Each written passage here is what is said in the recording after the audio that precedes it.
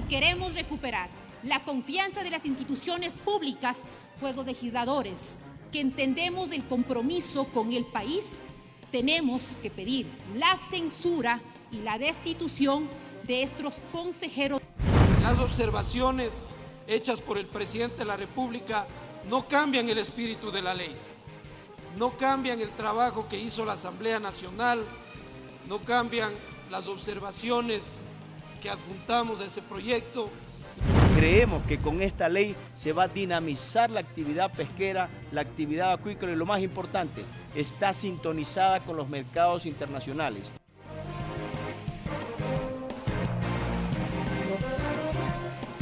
Televisión Legislativa presenta TVL Noticias Dominical. ¿Qué tal amigos? Bienvenidos a la emisión dominical de TVL Noticias. Hoy es domingo 18 de agosto del 2019.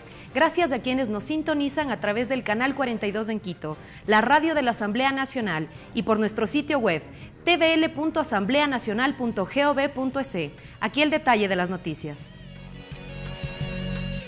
Asamblea en pleno.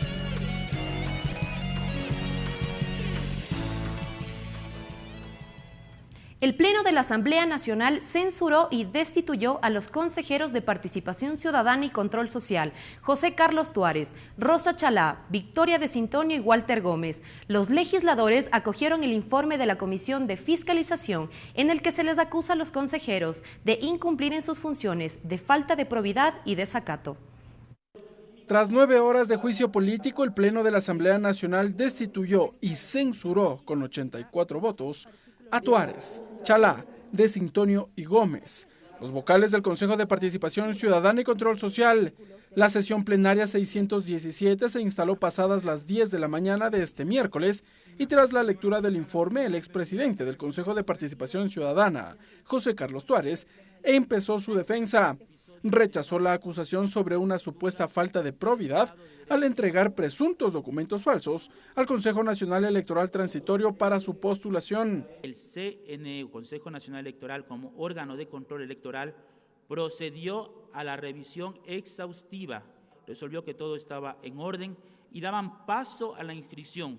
Después se defendió la ahora ex vicepresidenta del Consejo de Participación Ciudadana, Rosa Chalá. Descalza se acercó al atril principal y refutó la prueba que la acusa de un supuesto desacato al incumplir con la sentencia de la Corte Constitucional que prohíbe la revisión de las actuaciones del Consejo de Participación Transitorio. No he violado, no he violentado. De Sintonio y Gómez coincidieron con su antecesora criticando las actuaciones del Consejo de Participación Transitorio y al desaparecido Julio César Trujillo, quien lo presidió. Destituyeron a las autoridades de los organismos de transparencia y control social, con criterios de evaluación subjetivos y discrecionales. Insisto, no se ha presentado ni siquiera, peor aún tramitado, mucho menos resuelto, una acción constitucional por incumplimiento de sentencia. Previo a la intervención de los interpelantes, los asambleístas de la bancada de la Revolución Ciudadana expusieron un cartel y un monigote en forma de ataúd. El asambleísta Raúl Tello respondió: quienes trapearon con las leyes en este país son los que ahora claman. Ya en la interpelación, Tello sostuvo que los 4 exconsejeros sí incumplieron sus funciones al inobservar la sentencia de la Corte Constitucional. Constituye un hecho además premeditado. Mientras que Fabricio Villamar expuso documentos que revelarían la supuesta adulteración de informes por parte de Tuárez. El interpelado pone en su hoja de vida que fue director administrativo del convento de San Esteban de Salamanca, España, que certifican que nunca lo ha sido. A pesar de que la ley de la función legislativa otorga a los interpelantes 1 hora para la réplica, los ex consejeros se tomaron menos tiempo. Ninguno de ellos respondió a Villamar. Ricardo Bravo, TVL Noticias. Alrededor de 3 horas duró el debate del juicio político de los consejeros de Participación Ciudadana, previo a su censura y destitución. En el mismo intervinieron los representantes de todas las bancadas políticas. Aquí el resumen. El debate previo a la votación para la censura y destitución de los 4 exconsejeros del Consejo de Participación Ciudadana empezó pasadas las 16 horas. La primera en tomar la palabra fue la asambleísta Yanine Cruz, quien también suscribió la solicitud de juicio político entregado por la coalición legislativa. Si queremos recuperar la confianza de las instituciones públicas, pues los legisladores que entendemos del compromiso con el país, tenemos que pedir la censura y la destitución de estos consejeros. Por su parte, la asambleísta por la bancada de la Revolución Ciudadana, Gabriela Rivadeneira, señaló que los exconsejeros del Consejo de Participación Ciudadana fueron elegidos el pasado 24 de marzo y que no observa un incumplimiento de funciones en sus 62 días que llevan en el cargo. Por lo tanto, jurídicamente y en estricto apego al debido proceso, este juicio político no tiene sustento. Pues la Corte Constitucional, así de claro, y todas sus sentencias son de obligatorio cumplimiento. La presidenta de la Comisión de Fiscalización, Joana Cedeño, defendió el informe elaborado por el organismo parlamentario y dio a conocer las causales para llevar a juicio político a Tuárez y compañía. Y la causal número 4 es carecer de probidad notoria. Durante el debate fue evidente el uso de material audiovisual. Los asambleístas Juan Cárdenas y Marcelo Simbaña debatieron sobre el rol del Consejo de Participación Ciudadana. No hay absolutamente ninguna alteración en esa resolución. Se postuló como candidato al Consejo de Participación Ciudadana, presentando documentos falsos. Luego de 13 intervenciones, el debate concluyó con la censura y destitución de los 4 exconsejeros, quienes se principalizan son Javier Dávalos en reemplazo de Tuárez, David Rosero en vez de Gómez, Ivette Estupiñán en vez de Sintonio y Francisco Bravo. Al ser el consejero más votado por los pueblos y nacionalidades, reemplaza a Rosa Chalá. Ricardo Bravo, TVL Noticias. Posteriormente, la tarde del jueves, la Asamblea Nacional entregó al Consejo de Participación Ciudadana y al Consejo Nacional Electoral la notificación de la destitución y la censura de José Carlos Tuárez, Rosa Chalá, Victoria de Sintonio y Walter Gómez. La medida implica una modificación en el Pleno del Consejo, pues tras la salida de los 4 funcionarios, se deberán principalizar los vocales suplentes. A José Tuárez le sucederá Juan Javier Dávalos, a Rosa Chalá la reemplazará Francisco Bravo, mientras que a Victoria de Sintonio le sucederá Ivette Estupiñán, que actualmente es funcionaria del municipio de Quito, y a Walter Gómez lo reemplazará David Rosero. Con 92 votos, el Pleno de la Asamblea Nacional censuró también a la exministra de Salud, Verónica Espinosa. La reconsideración de la votación que se produjo el pasado martes fue propuesta por la asambleísta Mae Montaño y la misma recibió el respaldo de 89 legisladores. La asambleísta Montaño insistió que la exfuncionaria incumplió con sus funciones mientras se desempeñó en el cargo de ministra de Salud. Este viernes, la Asamblea Nacional remitió al registro oficial el proyecto de ley derogatoria al impuesto ambiental a la contaminación vehicular impuesto verde. La norma sería publicada este lunes para su entrada en vigencia. Esto luego que el pasado jueves el Pleno de la Legislatura resolvió el allanamiento total a las observaciones que formuló el Ejecutivo a la iniciativa. La ley elimina el tributo ambiental, considerando que no cumplió los objetivos para los que fue creado, es decir, promover conductas sociales que sean ambientalmente responsables. Las observaciones hechas por el presidente de la República no cambian el espíritu de la ley, no cambian el trabajo que hizo la Asamblea Nacional, no cambian las observaciones que adjuntamos a ese proyecto y que fueron aprobadas por la mayoría de legisladores de este Pleno. Y con esos antecedentes, señor presidente, me permito, en virtud del artículo 64 y 135 de la Ley Orgánica de la Función Legislativa, mocionar que nos allanemos a la totalidad de los artículos 3, 4, 5, 6, 7 y 8 propuestos en la objeción parcial del presidente de la República al proyecto de ley derogatoria del impuesto ambiental a la contaminación vehicular o impuesto verde, y que finalmente se disponga a la Secretaría General realizar los ajustes de forma para que se envíe inmediatamente al registro oficial para su publicación. Esto no puede esperar más.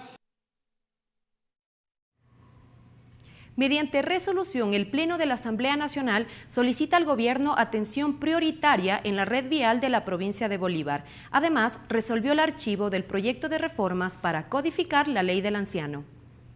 Con 74 votos afirmativos, el Pleno de la Asamblea aprobó una resolución mediante la cual solicitan al Gobierno que a través de la Secretaría Técnica de Planificación Planifica Ecuador, los Ministerios de Transporte y Finanzas consideren como prioridad nacional el desarrollo vial del corredor Ambato-Guaranda-Babahoyo. La provincia de Bolívar necesita contar con un sistema vial de primer orden que permite impulsar el desarrollo económico, social y cultural. Por la vía que salva, que ya no es una vía alterna, sino es una vía principal para unir costa con sierra, es la vía Ambato-Guaranda-Babahoyo. Por eso la importancia y lo trascendental de este pedido que lo hemos realizado para que se empiece a realizar los trámites pertinentes.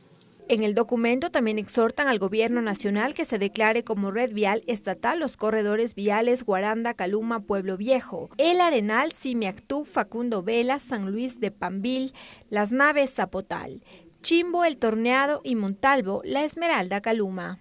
A través de la resolución exhortan también al Gobierno que brinde atención prioritaria a la vialidad de la provincia de Bolívar, como en los proyectos que se encuentran en ejecución, especialmente en los pasos laterales. Hermoso estudio en donde nuestras dos hermanas provincias de Los Ríos y Bolívar hace que también se haga un paso lateral antes de la Universidad de Babahoyo y sale hacia Chilintomo para ya no ingresar por el bypass a Babahoyo. Todo eso es un corredor importantísimo que va a generar un nuevo eje de desarrollo para el Ecuador.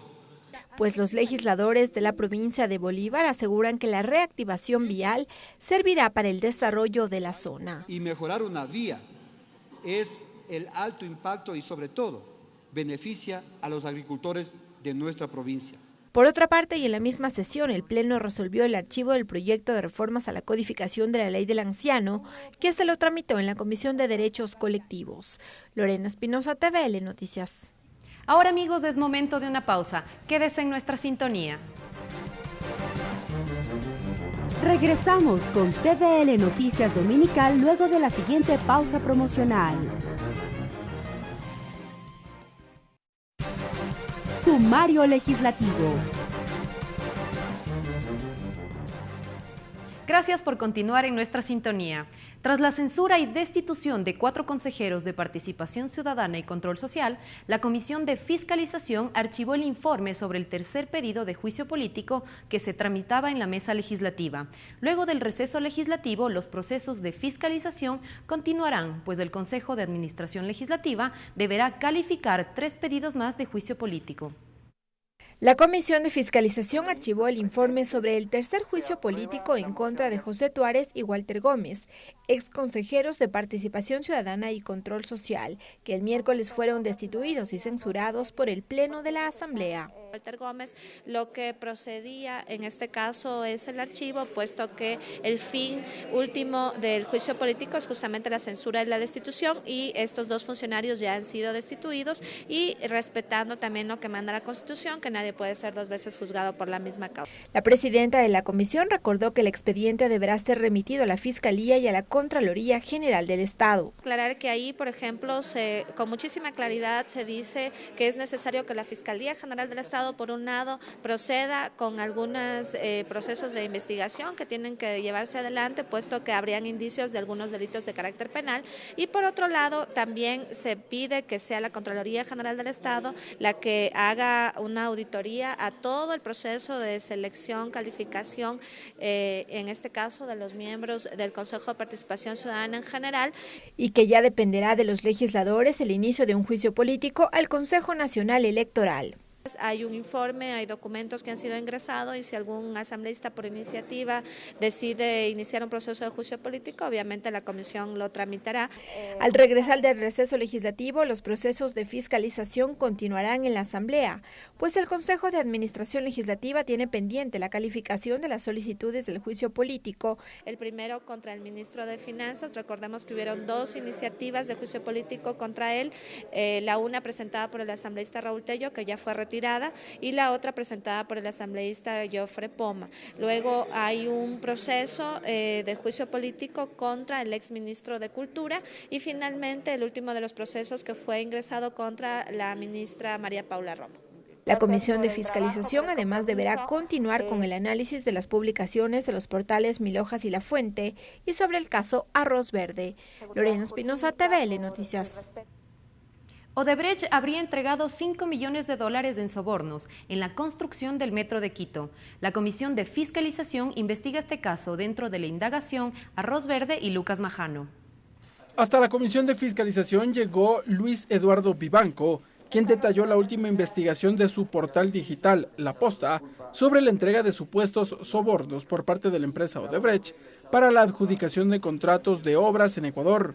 Vivanco indicó que a su portal digital se filtraron cerca de 33.000 documentos, mismos que luego de un proceso de depuración, 13.000 fueron validados.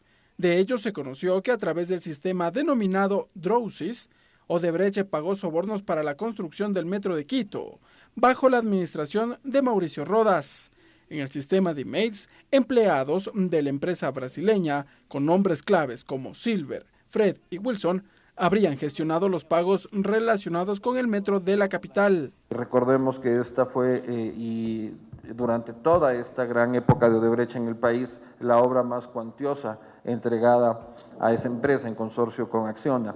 En un principio, la construcción del Metro de Quito fue presupuestado en alrededor de los $1.500 millones, pero culminó con un costo que bordeó los $2.009 millones.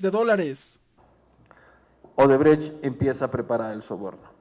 Empieza desde 2013 a existir registros de que Odebrecht empieza a cruzar correos entre sus funcionarios para poder gestionar los sobornos de Metro de Quito. Otro hallazgo, tras la filtración de los documentos, fue el pago de $915.000 en sobornos para la construcción de la Ruta Viva, bajo la administración del exalcalde Augusto Barrera. Este es uno de los 2 pagos que se hizo por Ruta Viva de Odebrecht, alcanzando los $2 millones. Pero en marzo de 2018, tras un año de indagaciones, los fiscales cerraron la investigación, aduciendo que no habían evidencias que permitan sostener la acusación de que la ejecución del Metro de Quito y la Ruta Viva habían sido manchadas por Odebrecht. Entonces, sí provoca decepción.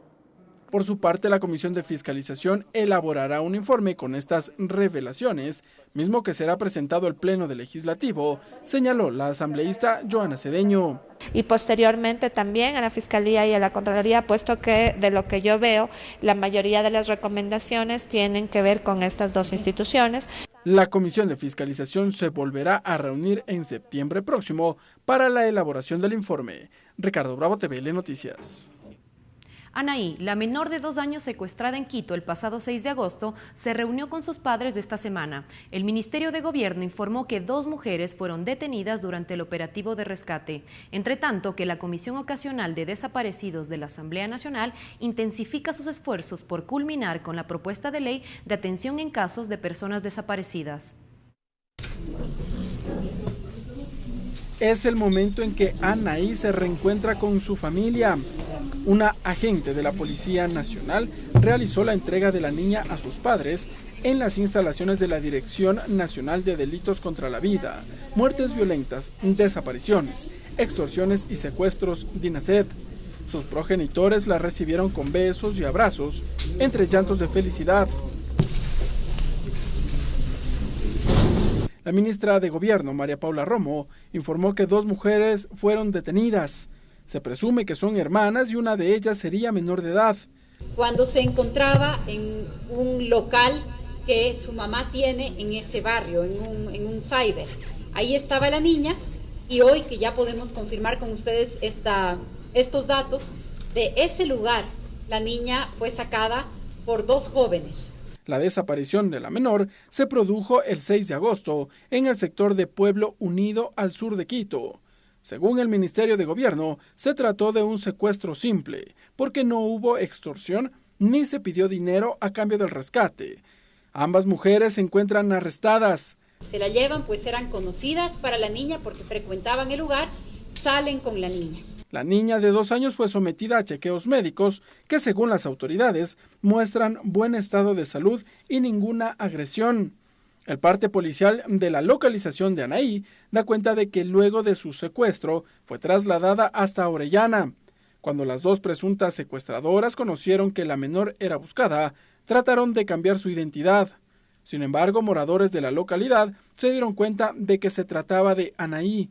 La Fiscalía General del Estado anunció que en las próximas horas se llevará a cabo la audiencia de flagrancia, entre tanto que la Comisión Ocasional de Desaparecidos avanza en el proyecto de reforma legal para la atención en casos de personas desaparecidas. Así lo indicó el titular de la comisión, Absalón Campoverde. En este caso también estamos hablando, ya también se pidió que la ley sea orgánica, estamos incluyendo esa palabra orgánica que ya no será como cualquier otro tipo de ley. Según el cronograma de la Comisión Ocasional, para la primera semana del mes de septiembre estaría listo el borrador del informe para primer debate. Ricardo Bravo, TVL Noticias. En el mes de septiembre estaría en la Asamblea Nacional el proyecto de ley de Fomento Productivo 2. Así lo anunció el ministro de Producción y Comercio Exterior, Iván Ontaneda. El secretario de Estado adelantó que el documento podría contener una disminución del impuesto a la salida de divisas, así como incentivos al sector productivo. Además, recalcó que el proyecto no afectará al bolsillo de los ecuatorianos.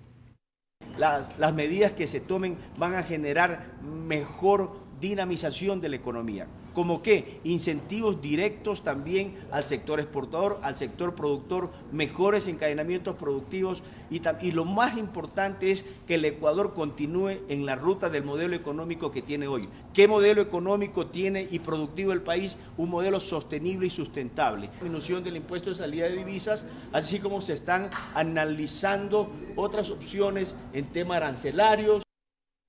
Acompañado de representantes del sector pesquero, el ministro de Producción y Comercio Exterior entregó a la Asamblea Nacional un proyecto de ley de pesca y acuicultura. A través de esta iniciativa se busca modernizar la norma vigente desde 1974.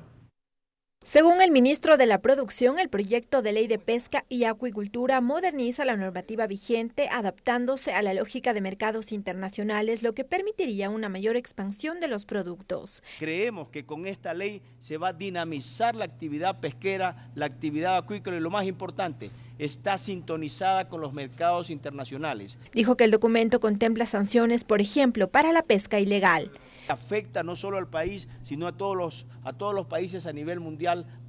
Esta ley recoge también incentivos directos para el pequeño pescador, para los acuícolas. Esta ley nos va a permitir insertarnos de mejor forma a los mercados internacionales. Desde el sector pesquero saludaron la iniciativa y anticiparon lo que necesitan para mejorar la producción y exportación. Nosotros esperamos que en esta reforma podamos tener abaratamiento en las importaciones de todos los bienes de capitales y repuestos que necesitamos para nuestras naves. El asambleísta Patricio Donoso expresó que darán agilidad al trámite de la propuesta. Señor ministro, vamos a revisar el proyecto, vamos a encaminarlo de la manera más prudente posible. Ahora el proyecto deberá ser remitido al Consejo de Administración Legislativa para su calificación y en lo posterior ser tramitado en la Comisión de Soberanía Alimentaria, donde se trata el tema. Lorena Espinosa, TVL Noticias. La Comisión Ocasional de Tránsito escuchó el alcance de varios proyectos de ley de iniciativa legislativa que servirán como insumos para la construcción del informe para segundo debate de las reformas a la Ley de Tránsito. El primer debate de la propuesta culminará en el Pleno luego del receso legislativo. El asambleísta Patricio Donoso fue el primero en exponer el alcance de su proyecto de reformas a la Ley de Tránsito. Ahí manifestó que busca que se incorporen incentivos para quienes no cometan infracciones de tránsito. Por ejemplo, que al momento de renovar la licencia el trámite sea automático, en la misma categoría y sin trámites burocráticos. El ciudadano dice, si conduzco con precaución, me ahorraré harto tiempo al renovar mi licencia. Segundo, la gente que hace cola preguntará, ¿por qué esa otra persona no la hace? La respuesta será, es que no cometió infracciones. El asambleísta Juan Cárdenas, en cambio, propone que los gobiernos autónomos descentralizados participen del impuesto que generan las concesionarias de vehículos en las diferentes ciudades.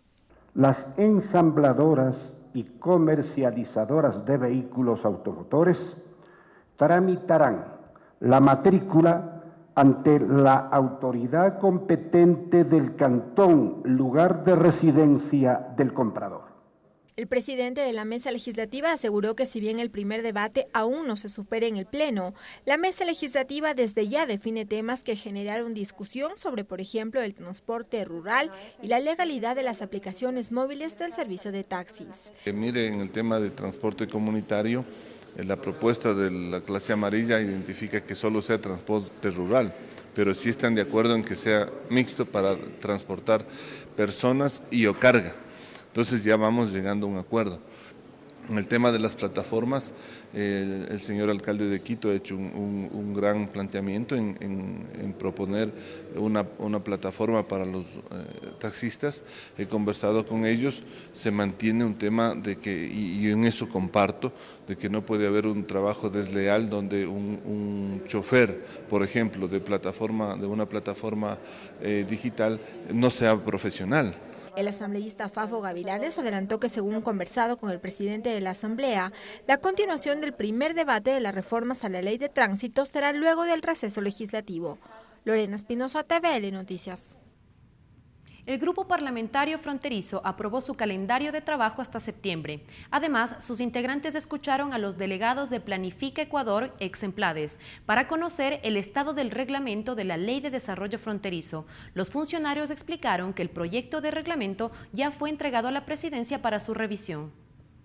El Grupo Parlamentario Fronterizo tenía planeado recibir a Caterine Argotti, subsecretaria general de la Secretaría Nacional de Planificación, para conocer el desarrollo del reglamento de la Ley Orgánica de Desarrollo Fronterizo. Sin embargo, se excusó y envió a sus delegados. Israel Berrazuete, coordinador jurídico de la institución, explicó que el proyecto de reglamento ya está en presidencia. Remitió ya a la Secretaría Jurídica de la Presidencia la propuesta de proyecto de reglamento general a la Ley Orgánica de Desarrollo Fronterizo. Así que en este momento el proyecto ya ha sido validado por los gabinetes. El asambleísta Freddy Alarcón cuestionó que esta ley fue aprobada hace un año por el Parlamento y que hasta la fecha no existe tal reglamento. A pretexto de la no promulgación de estos dos reglamentos, las instituciones que tienen que ver con el cumplimiento, sobre todo de la ley amazónica, no lo están cumpliendo. Por ello, Paul Llorente, subsecretario de Planificación Territorial, explicó cómo fue el proceso de construcción. Se realizaron 15 talleres como mesas técnicas en los cantones fronterizos, con la participación alrededor de 600 personas, entre representantes de los GATS, organizaciones zonales, academia y ciudadanía en general. La asambleísta Patricia Enríquez atribuye la demora en la aprobación del reglamento al cambio de autoridades en la ex-Emplades, actual Planifica Ecuador. Todo lo que hemos planificado y hemos planteado se regresó a cero con cada cambio de autoridad, porque te cambian hasta los funcionarios y todo regresa a cero. Los integrantes de este grupo creen pertinente que la subsecretaria informe ante el grupo parlamentario sobre este proceso. Es por ello que decidieron citarla al volver del receso legislativo, que será hasta el 3 de septiembre. Tatiana Sonnenholzner, TVL Noticias. Y hasta aquí la emisión dominical de TVL Noticias. Que tenga un buen inicio de semana.